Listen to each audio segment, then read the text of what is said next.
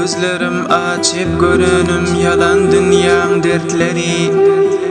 Mert cavan az gün be günden köp eken namertleri. Doluptur bul üstü başım dünyanın hakgertleri. Bismillah deyip başlasam din üçün yazıp bozmağı. Bismillah deyip başlasam din üçün yazıp bozmağı. Gezip yurtum gafla diçire yoktu hiç kesin işe. Tövbe edip ak yola geldim sündü bir hilin dişe. Kadir subhan kudretinden görközde rahman düşe. Men bir günahkar bendemen hemmes Allah'nın işe.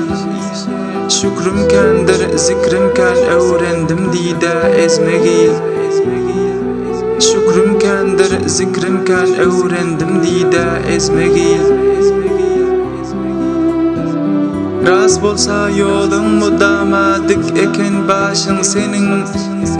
Rast bolsa yolun mudama dik eken başın senin. Pinhan yerde etsen günah şahit gözü kaşın senin.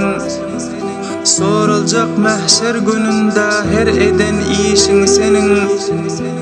Yarı gece yarı gündüz ey insan yaşın senin. Gelgininde doğru yola koygun indi azmağı. Kançalar ağlap yörendir, kançalar tap hoş gezip.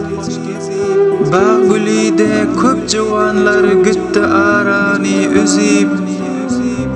Yazsa özü kısmatına hiç kim biles yok bozip. Gelse ferman hak taraftan görgün her kança dizip. Döşlerin gerip olursun kayıl canın vermegi. Döşlerin gerip olursun kayıl canın vermegi. Kançalar haktan diler evladımız bolsun deyip. Kançalar ağlap yüren gördüm bedbaht ölsün deyip.